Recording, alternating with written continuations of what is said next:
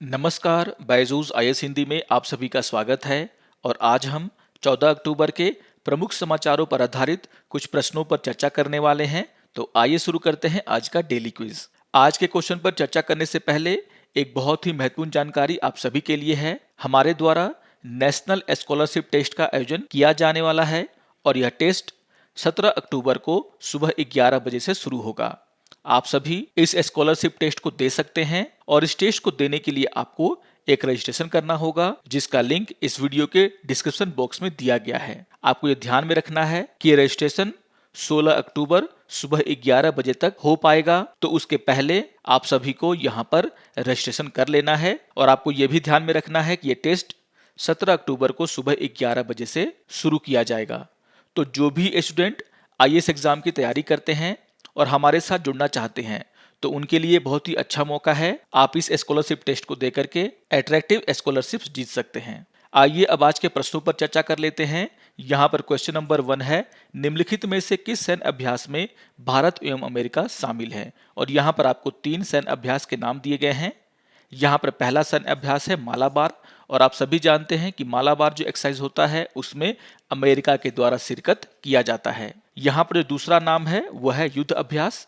इससे जुड़ा हुआ एक न्यूज आज के पीआईबी में आया है, जहां पर यह कहा गया है कि भारत और अमेरिका के द्वारा युद्ध अभ्यास एक्सरसाइज का 17वां एडिशन अलास्का यूएसए में कंडक्ट किया जाएगा। यानी कि यहां से यह पता चल जाता है कि युद्ध अभ्यास में भी अमेरिका के द्वारा शिरकत किया जाता है। यहाँ पर जो तीसरा नाम है वो है वज्रप्रहरी, और आप सभी को यह पता होगा कि वज्रप्रहरी भारत और अमेरिका के स्पेशल फोर्सेस के बीच में होने वाला एक सैन्य अभ्यास है। यानी कि यहाँ पर जो तीनों नाम दिए गए हैं उन सभी में अमेरिका के द्वारा शिरकत किया जाता है। यानी कि क्वेश्चन नंबर 1 का आंसर होगा ऑप्शन नंबर डी। इससे जुड़े हुए न्यूज को भी आप लोग ध्यान से पढ़ लेंगे। भारत और अमेरिका के बीच में बढ़ते सैन्य कॉपरेशन को देखते हुए ये न्यूज बहुत ही इंपॉर्टेंट हो जाता है। आइए अब क्वेश्चन नंबर 2 पर चर्चा कर लेते हैं। क्वेश्चन नंबर 2 है, निम्नलिखित कथनों में से कौन सा कथन सही है। और यहाँ पर आपको 3 कथन दिए गए हैं। यहाँ पर पहला कथन है, सीमा सुरक्षा बल भारत के सभी अंतर्राष्ट्रीय सीमाओं की रक्षा करने हेतु नामित सुरक्षा बल है। तो यहाँ पर यह कहा जा रहा है कि बीएसएफ के द्वारा भारत के सभी अंतर्राष्ट्रीय सीमाओं की रक्षा की जाती है। अगर हम बीएसएफ की बात करें तो बीएसएफ का गठन 1 दिसंबर 1965 को हुआ था और इसका मुख्य कार्य था पाकिस्तान और बांग्लादेश के साथ अंतर्राष्ट्रीय सीमा की रखवाली करना।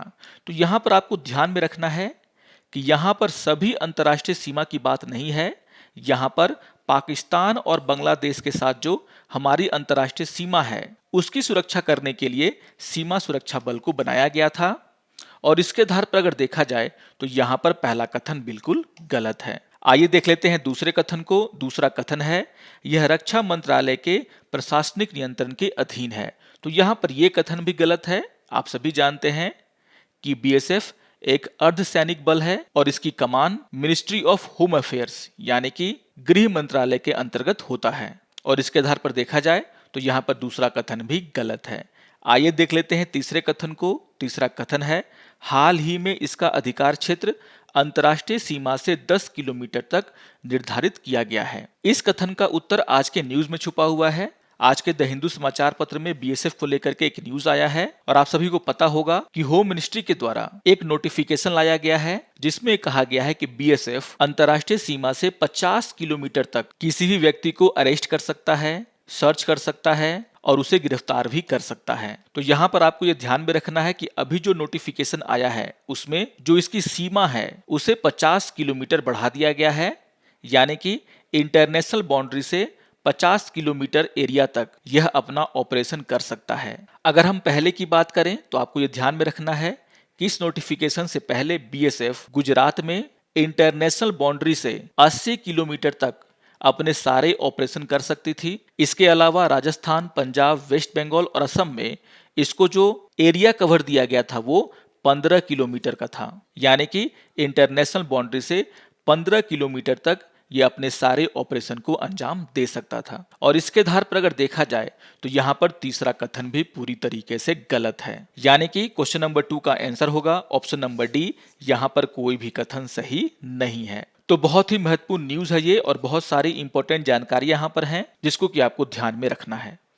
आइए अब क्वेश्चन नंबर 3 पर चर्चा कर लेते हैं। क्वेश्चन नंबर 3 है one sun one world one grid किस देश की एक पहल है? और यहाँ पर आपको 4 ऑप्शन दिए गए हैं, यूएसए, जापान, जर्मनी और भारत। इससे जुड़ा हुआ एक न्यूज कल के पीआईबी में आपको मिल जाएगा, जिसका शीर्षक है green grid initiative, one sun one world one grid, north west Europe cooperative event. और यहाँ पर यह जानकारी दिया गया है कि one sun one world one grid ये जो पहल है उसका विचार भारत के प्रधानमंत्री श्री नरेंद्र मोदी के द्वारा अक्टूबर 2018 में अंतर्राष्ट्रीय सौर गठबंधन की पहली सभा में रखा गया था।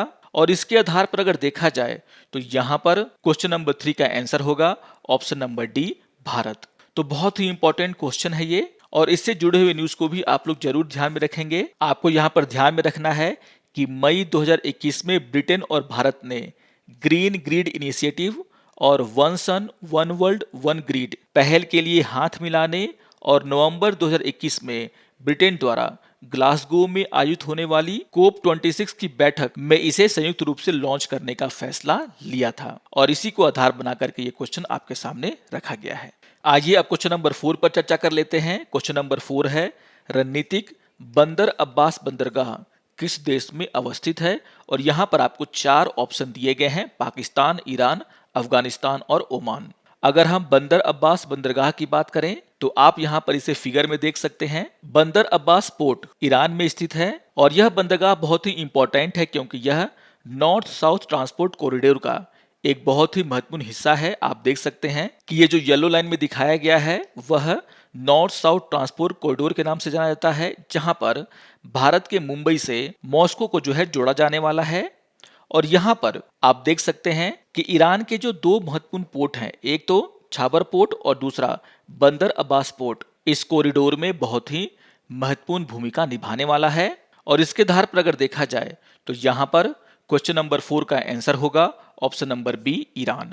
तो बहुत ही इंपॉर्टेंट क्वेश्चन था ये, और इससे जुड़ा हुआ एक न्यूज आज के द हिंदू समाचार पत्र में आया है और यहाँ पर भी बंदर अब्बास पोर्ट को लेकर के चर्चा किया गया है। आप सभी को पता होगा कि कुछ दिनों पहले मुंद्रा पोर्ट पर 3000 केजी के हेरोइन को पकड़ा गया था और यहाँ पर जो अभी जांच की जा रही है इस केस की, उसमें ये पता चला है कि ये हेरोइन ईरान के बंदरगाह बंदर अब्बास से चला था और इसी को आधार बना करके ये क्वेश्चन आपके सामने रखा गया था। तो बहुत ही महत्वपूर्ण क्वेश्चन है ये, इसको आप लोग जरूर ध्यान से पढ़ लेंगे। आइए अब एक प्रीवियस ईयर क्वेश्चन पे चर्चा कर लेते हैं और ये क्वेश्चन 2018 में पूछा गया था। क्वेश्चन नंबर 5 है निम्नलिखित युगों पर विचार कीजिए। और यहाँ पर एक तरफ परंपरा के नाम दिए गए हैं और दूसरी तरफ यह परंपरा किस राज्य से जुड़ा हुआ है उसके बारे में चर्चा किया गया है और आपसे पूछा जा रहा है कि इनमें से कौन सा सुमेलित है। यहाँ पर पहला कथन है चपचार कूट उत्सव, जिसके सामने लिखा हुआ है मिजोरम। तो यहाँ पर ये जो पहला कथन है वो पूरी तरीके से सुमेलित है, क्योंकि आपको ये ध्यान में रखना है कि चपचार कूट उत्सव मिजोरम से ही जुड़ा हुआ है। आइए देख लेते हैं दूसरे कथन को। दूसरा कथन है खोंगियोम परबा गाथा गीत, जिसके सामने लिखा हुआ है मणिपुर। तो यहाँ पर यह कथन भी सही तरीके से सुमेलित है क्योंकि ये उत्सव मणिपुर से जुड़ा हुआ है। आइए देख लेते हैं तीसरे कथन को, और तीसरा कथन है थांगता नृत्य, जिसके सामने लिखा हुआ है सिक्किम।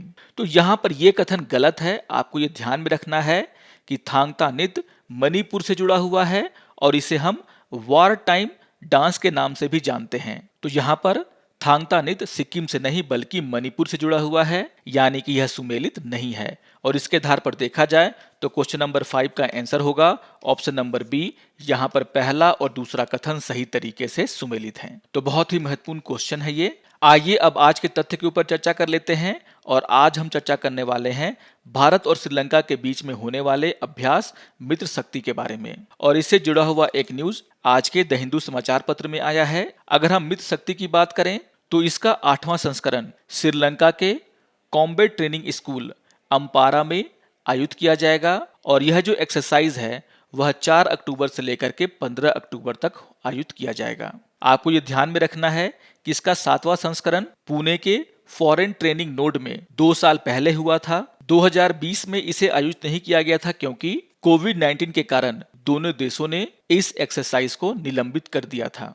आपको ये ध्यान में रखना है कि मित्र शक्ति को संयुक्त राष्ट्र के जनादेश के तहत किया जाता है, क्योंकि दोनों सेनाएं संयुक्त राष्ट्र शांति सेना में योगदान करती हैं, जो दुनिया भर में आसान क्षेत्रों में तैनात हैं। और यहाँ पर भारत और श्रीलंका के बीच में जो संबंध है उसको लेकर के भी ये एक्सरसाइज बहुत ही इंपॉर्टेंट है। आप सभी जानते हैं कि श्रीलंका हमारा एक बहुत ही महत्वपूर्ण पड़ोसी है और उसको देखते हुए दोनों सेनाओं के बीच में अच्छे संबंध की कामना करते हुए यह एक्सरसाइज को किया जाता है। और यहाँ पर जिस तरीके से श्रीलंका के प्रेसिडेंट के द्वारा आर्मी चीफ को बुलाया गया है, और आपको ये भी ध्यान में रखना है कि हर साल भारत के मिलिट्री ट्रेनिंग इंस्टीट्यूट से लगभग 1000 से ज्यादा श्रीलंकन आर्मी के लोग ट्रेंड होकर के निकलते हैं। तो इस न्यूज को भी आप लोग ध्यान में रखेंगे। आशा करता हूं कि आपको आज का ये डेली क्विज पसंद आया होगा। सारे क्वेश्चंस बहुत ही इंपॉर्टेंट टॉपिक से जुड़े हुए हैं। आप इन सभी को रिवाइज कर लेंगे, नोट बना लेंगे, और अगर आपको ये वीडियो अच्छा लगे तो आप जरूर इसे लाइक करें, शेयर करें और दूसरों को भी सब्सक्राइब करने के लिए प्रेरित करें।